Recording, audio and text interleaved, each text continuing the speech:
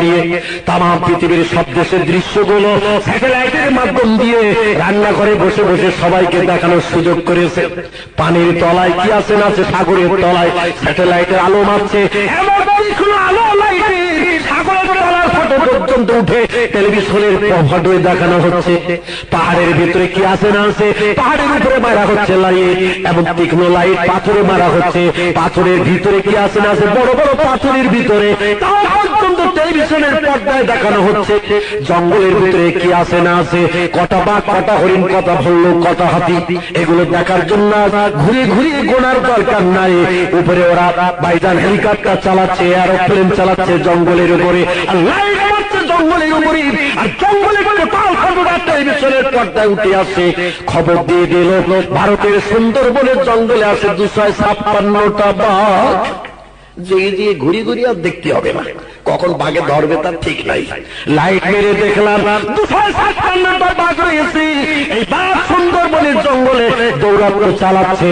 ওরা এমন করে লাইট মারল জাপানের জঙ্গলে, জাপানের জঙ্গলে লাইট মেরে বিজ্ঞানীর একটি তত্ত্ব খুঁজে পেল। ওরা বলল আমাদের ঠাকুরদা যারা তত্ত্ব দিয়েছিল পৃথিবীর বয়স 4.5 থেকে 5,000 বছর, কিন্তু জাপানের জঙ্গলে লাইট মেরে খোঁজ পেলাম ওই জঙ্গলে একটা গাছ রয়েছে এখনো বেঁচে, যার বয়স হয়েছে 6,500 বছর। একটু জোরে বলুন সুবহানাল্লাহ। ঠাকুরদাদের মাথা খারাপ ছিল, তাই ওরা বলেছিল 4.5 থেকে 5,000 বছর পৃথিবীর বয়স হয়েছে। আর জাপানের জঙ্গলে লাইট মেরিয়া গাছের সন্ধান পেয়েছি, গাছটা এখনো বেঁচে রয়েছে, যার বয়স হয়েছে 6,500 বছর। না জানি গাছের আগেও পৃথিবী কতদিন ছিল। অতএব আমাদের ধারণা 7-8 বছর হয়ে গেছে পৃথিবীর বয়স।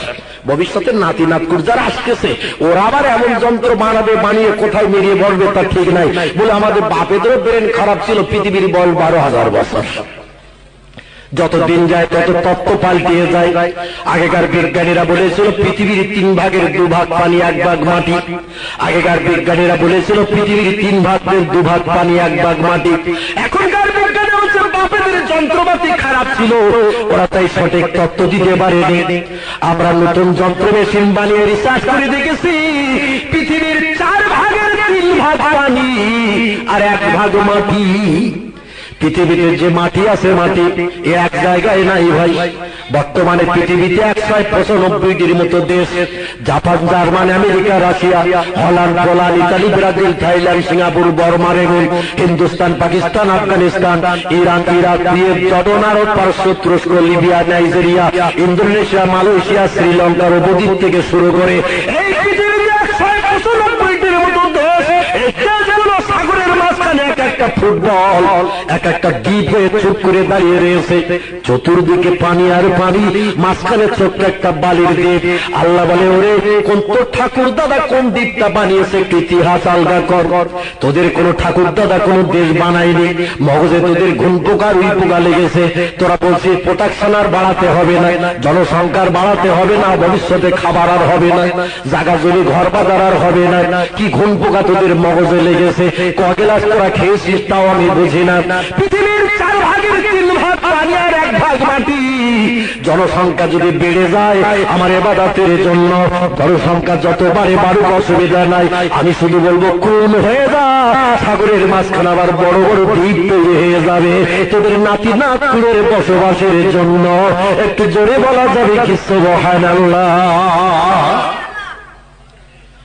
তোদের বড় বড় রাষ্ট্রনেতা যারা, যাদের নাম যুক্তরাষ্ট্রের ভূতপূর্ব প্রেসিডেন্ট মিস্টার হুভার, কারো বা নাম জার্মান প্রেসিডেন্ট মিস্টার হিটলার, কারো বা নাম ইতালির প্রেসিডেন্ট মিস্টার সিনোর মুসোলিনি, রাশিয়ার প্রেসিডেন্ট মিস্টার মিখাইল গর্বাচেভ, রুশ প্রেসিডেন্ট মিস্টার ইউনুসিন, চীনের প্রেসিডেন্ট মিস্টার শি জিনপিং, ভারতের 108 কোটি জনগণের নেতা যার নাম মিস্টার মনমোহন সিং দিল্লির পার্লামেন্টে বসে এখন জনগণের কল্যাণে চিন্তা করতেছে।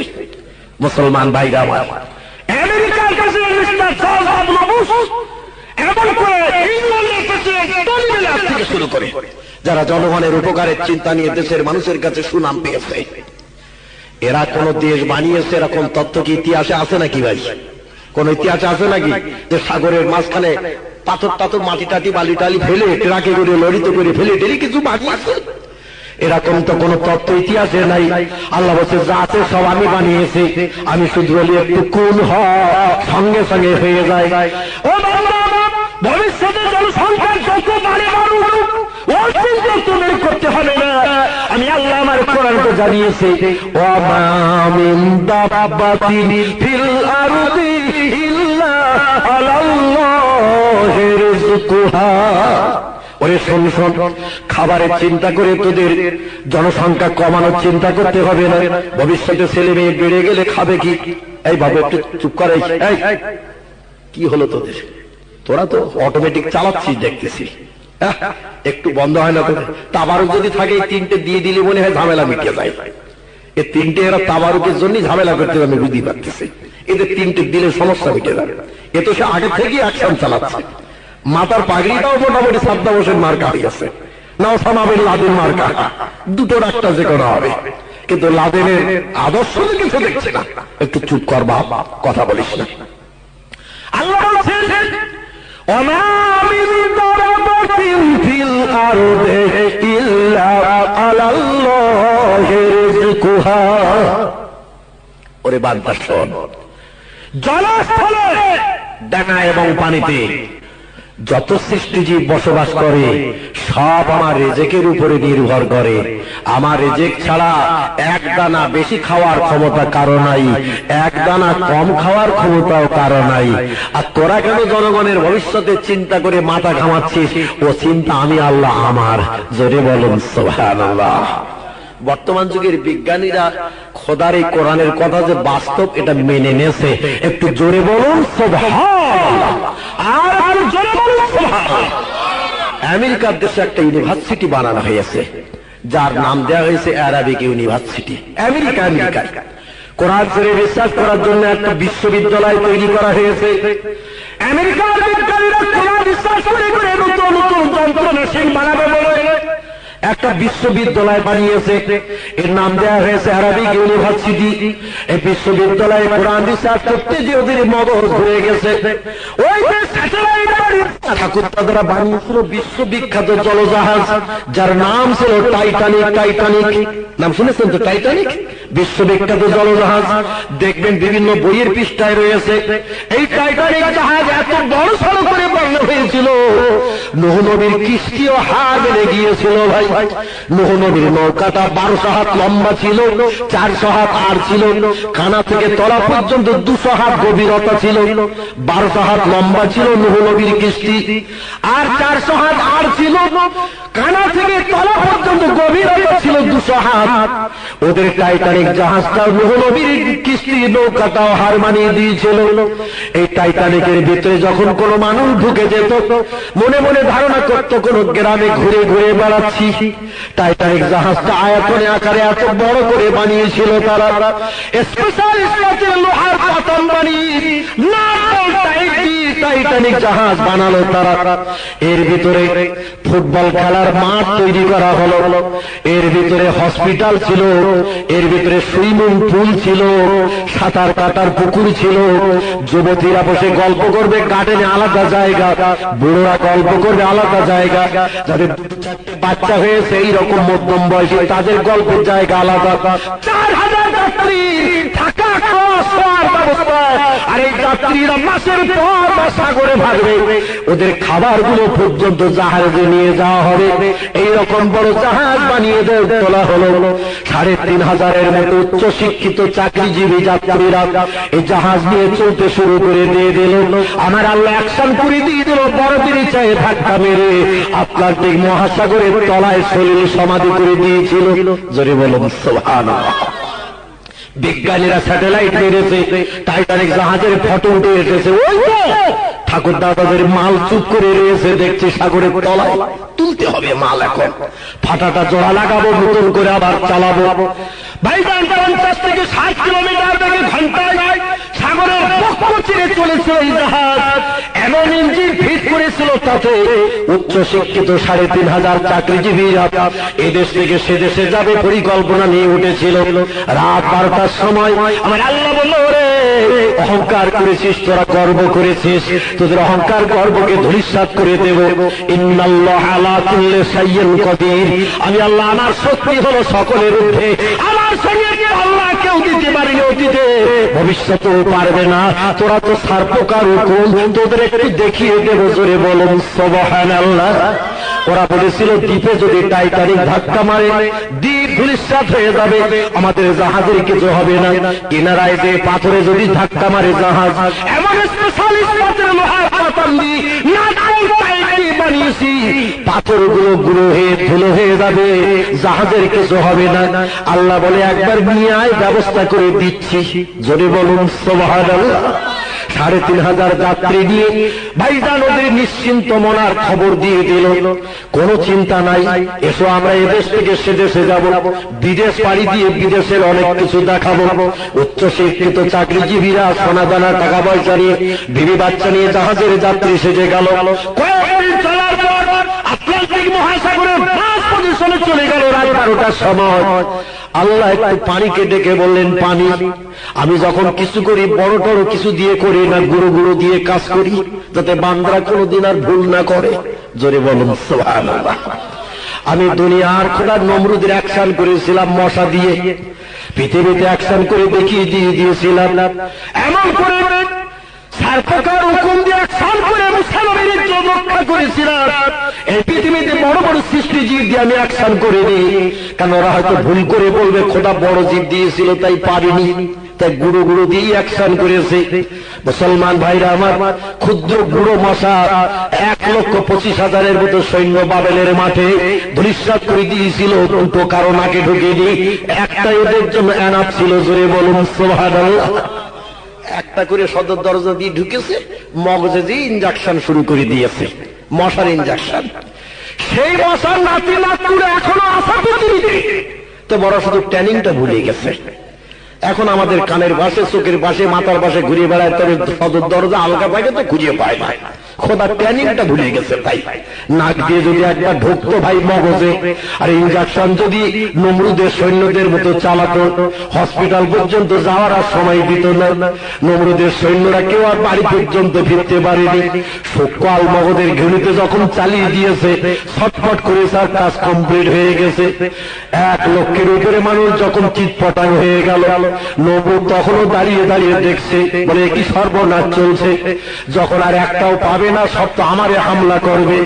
চাচা আপন পরান বাসা, যখন বাড়ি যায় আর এখানে দাঁড়িয়ে দরকার নাই। ও তখন ভাব প্রতি খারাপ থেকে বাড়ির দিকে রওনা দেয়, মশারা সৈন্য পায় না। আল্লাহ বলে দিচ্ছে একটাও বেঈমান যেন ফিরে বাড়ি না যায়, সব কটারে কমপ্লিট করে দেবে। এখন সব কটা তখন দৌড়িয়েছে নমরুদের অ্যাকশন করবে বলে। তাফসীরের ভিতরে কেতাবে বর্ণনাকারীরা বলছেন অনেকগুলো মশা দৌড়িয়েছে নমরুদের, তখন অ্যাকশন করবে বউ পোকার মতো। একটা খোড়া মশা নাকি ওর পা খোড়া ছিল ভাই, তবে এরোপ্লেনের ডানা দুটো ভালো ছিল। ও বলছে তোরা তো পা ভালো আছে, বসতে পারি, চলতে পারি, সব সুবিধা পারি, আর আমার তো একটা পা খোড়া, পা ভাঙা, আমি বসতে ভালো পারি না। আরে একটা লোক যখন আছে তো তোরা এর আর ঝামেলা করিস না, দায়িত্বটা আমার, এতে আমি চাই। তো সবাই বললাম তুই যখন খোলা কারো কিছু করতে পারিস নি, আর একটা লোক যখন আছে তাই দায়িত্বটা যখন নিতে চাইস তো যা, না পারিস তো বলিস, আমরা পরে চিন্তা ভাবনা নেব। খোড়া ছুটে যাচ্ছে ডানা মেলে, আর নমরুদও যাচ্ছে বাড়ি, খোড়া ছুটে পেছনে। নমরুদ কিছু দূর ছুটে যায়, পিছনের দিকে তাকাচ্ছে, আসতেস কি কোন দলবল, যে পিছনে ফিরে তাকিয়েছে, আর ও ছুটছিল ৪২০ ভোল্টেজ কিংবা ভাইজান ৮০-১০০ কিলোমিটার ভোল্টেজে। খোড়া ছুটে যাচ্ছে পেছনে, আর নমরুদও যাচ্ছে আগে আগে। দেখবেন কোন পাড়ার কুকুর যদি কোন পাড়ায় ঢোকে, আর হঠাৎ তিনটে যদি ঘেউ করে একবার ওঠে, ও তো তখন একবার ছুট মারে কিছু দূর, ছুট মেরে কিছু দূর যেয়ে পিছনে তাকায় ওরা আসতেছে কিনা, যদি দেখে আসতেছে আবার একটা ছুট মারে, আর যদি দেখে আসতেছে না ও তখন স্বাভাবিক নিয়মে হেঁটে হেঁটে চলে যাওয়ার চিন্তা নেয়। নমরুদ চিন্তা করলো দলবল আসতেছে একটু দেখে, পিছনের দিকে যে ফিরে দেখেছে, আর খোয়াটা ছুটে আসছিল বলে সদর দরজার সামনাসামনি, আর দেরি করে দরকার নাই, সোজা ঢুকে যায়। যদি সামনের দিকে থাকতো তাহলে সামনে দিতে ঘুরিয়ে ঢুকতে একটু সময় লাগতো, যে পিছনে তাকে সোজাসুজি দরজা পেয়ে গেছে, ঢুকে যেয়ে একেবারে রান্নাঘরের ভিতরে চলে গেছে। কিচেন রুম, রান্নাঘর, খাবার মাল রয়েছে যেখানে, ওখানে ইনজেকশনের হাল চালাচ্ছে। ও তো কিলচার মারতে মারতে রাজ দরবারে গেছি, যে বলছে বাঁচা রে বাঁচা, বলে কি হয়েছে দুনিয়ার খোদা? বলে আমার নাকের ভিতরে মশা ঢুকেছে। বলে নাক ঝাড়েন। ও নাক ঝাড়ে কিন্তু বেরোয় নাই, ও তো হাড়ির ভেতরে ঢুকে গেছে। ভাই হাড়ির গায়ে ঘা মারলে কি আর বার হয় নাকি? কোনো লাইন নাই, নাক ঝাড়ে বার হয় না। বলে তাহলে এখন কি উপায় হবে? বলে দেখেন যাহাই কিছু করেন, ও কিলচর কপালে মারে। মশা বলে জামার ভিতর গায়ে মারবে, আমার কিছু হবে না, নিজের গায়ে নিজে মার। আমার আল্লাহ বলে দেখ অ্যাকশনটা কিরাম হয়। নিজের কপালে কিলচর মারে, ওরই লাগে মশা। চামড়ার তলায় হাড়, হাড়ের ভিতরে মগজ সেকেন্ডে বসে ইঞ্জেকশন চালাচ্ছে, ওর তো কিছু হয় না। এবার দেখা গেল কি জানেন? বলে কিলচরে তো কাজ হয় না, পাইছিল কাঠের খড়মের জুতো, লম্বা জুতো। জুতো তুলে এবার গরম গারাম চালানো শুরু করেছে। আমার আল্লাহ বলে মশা একটা না কত তাপ চালাবে, একটু রেস্ট নিয়ে হাফ টাইম কর। যেই জুতো মারা বন্ধ করবে আবার অ্যাকশন শুরু করে দিবি, আর যেই জুতো মারবে তখন আবার একটু হাফ টাইম করবি। ও জুতো মারা যেই বন্ধ করে মশা আবার কামড় শুরু করে, ইঞ্জেকশন দেয়। আবার যে জুতো মারে মশা একটু রেস্ট নিয়ে নি। এইভাবে জুতো মারতে মাত্র হাতে ব্যথা ধরে গেছে, হাত ফুলে গেছে। কতবার আর জুতো মারবে? রাত দিন 24 ঘন্টা। চাকর চাকরানিদের বললো তোরা এবার পালা করে করে জুতো মার 8 ঘন্টা, 3 জনে একদিন। এইভাবে কতদিন বাঁচতে হবে তার তো ঠিক নেই। এই জন্য 3 জনে করে একদিন করে জুতো মার 24 ঘন্টা। ওরা এবার পালা করে করে জুতো মারে বাদশার মাথায়। বলে আমার তো হাত আর চলতেছে না, ফুলে গেছে সব মাপ করা। খোদা বলে তুই না খোদা ছিলে, একবার দেখ। আর চাকর চাকরানিরা জুতো মারতেছে তোর মাথায়, এর চেয়ে চরম অপমান পৃথিবীতে আর কিছু হয় কিনা। ও বলে এবার একটু স্বস্তি পাচ্ছি, মার জুতো মার, ঠুক ঠুক করে মার। ওরা 2 দিন 5 দিন জুতো মেরে মেরে বলে আগে তো খাচ্ছিলাম আর ঘুমাচ্ছিলাম, বাদশার রাজদরবারে বেশ ভালোই ছিলাম, মাস গেলে মাইনে পাচ্ছিলাম, আর একই চাকরি জুটেছে আমাদের, 8 ঘন্টা করে জুতো মারতে হবে। এ তো মেনে নেওয়া যায় না, এ তো পছন্দ করা যায় না। জুতো মারার হাত থেকে সবাইকে বাঁচতে হবে, কি করে কি করা যায়? ওরা মিটিং করে বলল আমাদের দলের ভিতরে যার গায়ে শক্তি ক্ষমতা সব থেকে বেশি, ওরই দিয়ে কাজটা আদায় করতে হবে। ওরই পালা যখন আসবে ওরে বলে দেবো 2-4 ঘা একটু আস্তে আস্তে মারবি, আর বাচ্চা যে একটু ঘুমানো ভাব নেবে দুনিয়ার খোদা। কানা বেরিয়ে জুতো বাড়ি মারবি ওর কপালে, একটা বাড়িতে মাথার খুলে উল্টে জানো যায়। ও চিৎপটাং না হওয়া পর্যন্ত জুতো মারা বন্ধের লাইন নাই। চাকরি আমাদের সকলের নিষ্কৃতি হবে। ও তাই করলো ভাই, এমন একটা জুতো মেরে দিয়ে দিল, সঙ্গে সঙ্গে তার চাকরি কমপ্লিট হয়ে গেল। আমার আল্লাহ বলো দরজা খুলে গেল, মশাও চলে গেল। জোরে বলুন সুবহানাল্লাহ। নারে তাকবীর, নারে তাকবীর। সিলসিলা ফুরফুরা শরীফ, সিলসিলা ফুরফুরা শরীফ, মুজাদ্দিদ জামানের সিলসিলা, মুজাদ্দিদ জামানের সিলসিলা, মুজাদ্দিদ জামানের আওলাদ, মুজাদ্দিদ জামানের আওলাদ জনাব ভাই সাহেব হুজুর পীর কেবলা। নারে তাকবীর।